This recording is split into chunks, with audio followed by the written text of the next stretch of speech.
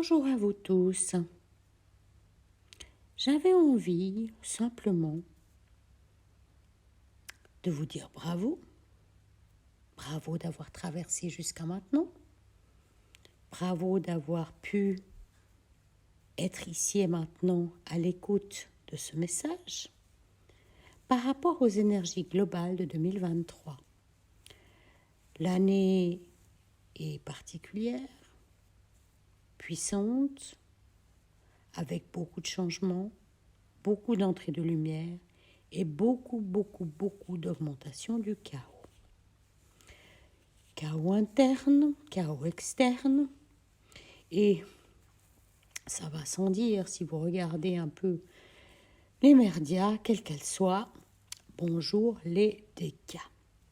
Le sacrifice humain va bon train, épouvantable.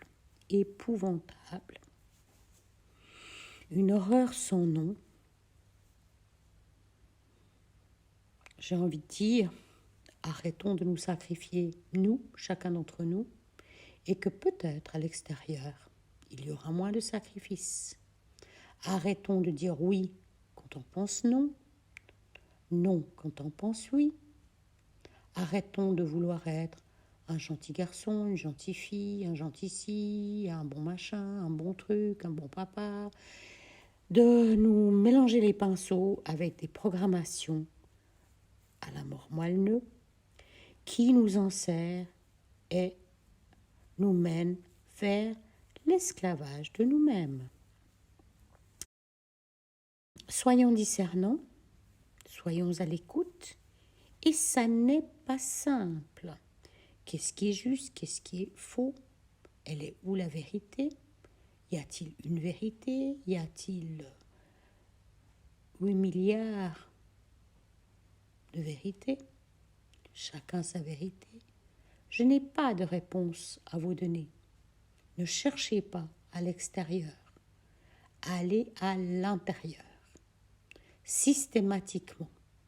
Et quand quelqu'un d'autre, externe, vous fait miroir, allez voir quel est le miroir qui est montré en vous. Vous ne pouvez pas prôner la paix, la douceur, sans être en paix à l'intérieur de vous. Il ne s'agit pas de la paix externe, il ne s'agit pas de X, Y ou Z, il s'agit d'une paix interne, une acceptation interne de la situation dans laquelle on se trouve. Et quand nous traversons le fil de la vie, observons le balancier, trop d'un côté, trop de l'autre. Soyons le funambule de notre vie, avec toutes les difficultés que cela représente. Si je suis victime de telle et telle chose, où est ma responsabilité? Qu'est-ce que j'ai fait? À qui j'ai dit oui, consciemment ou inconsciemment? Qu'est-ce que je porte? Est-ce que je porte l'horreur familiale de l'abus et de l'inceste? Est-ce que je porte l'horreur familiale de la haine homme-femme ou des difficultés homme-femme? Et je vous rappelle que toutes vos cellules baignent dans votre eau. Donc si vous portez l'horreur de l'histoire familiale, toutes vos cellules baignent là-dedans. Vous pouvez bien avoir quelques soucis pulmonaires, vous sentir asphyxié, vous sentir malmené, ne plus pouvoir aller de l'avant, ne pas savoir. Vous ne pourrez pas passer le goulet de l'étranglement vers une nouvelle terre, quelle qu'elle soit, celle que vous avez envie de créer, en emmenant avec vous le patriarcat, le matriarcat, la guerre, l'injustice, et j'en passe. Et nous ne parlons jamais, de ce qui se passe à l'extérieur sans se dire que nous sommes responsables, tout un chacun, de ce qui se passe à l'extérieur. Donc, cette situation dramatique, que ce soit en UKR, que ce soit dans le Moyen-Orient, les horreurs de l'hôpital bombardé, etc., etc., nous en sommes co-responsables.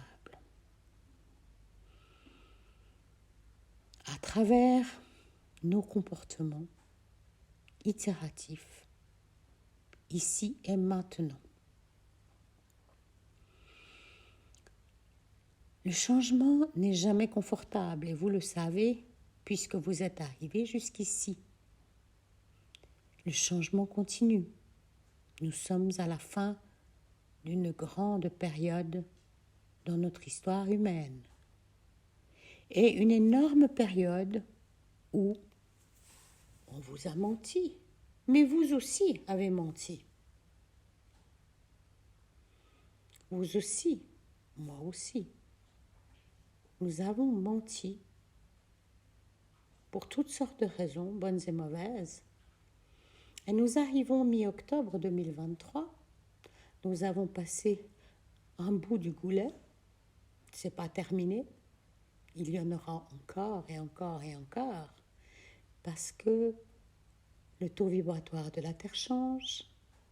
Les entrées de lumière du Soleil central, galactique, du Soleil de notre système solaire sont immenses et impactent nos corps d'énergie, impactent nos systèmes psychiques, impactent l'ensemble qui nous sommes en tant qu'humains, réveillés ou non.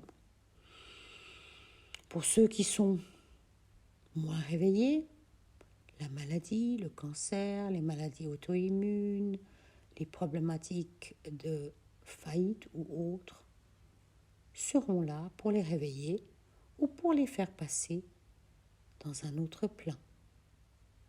Pour les plus réveillés, vous allez vous rendre compte encore et encore des changements nécessaires à notre évolution. Et ces changements sont multiples, des choses auxquelles vous avez cru, mordicus,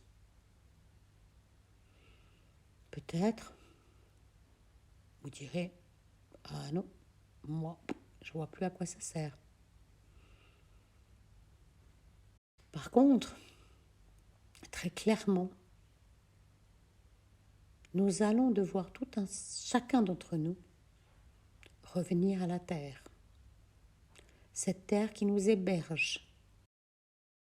Cette terre avec laquelle on partage notre humanité. Elle change. Et tôt ou tard, si nous ne changeons pas assez, elle nous éjectera comme les puces du dos du chien.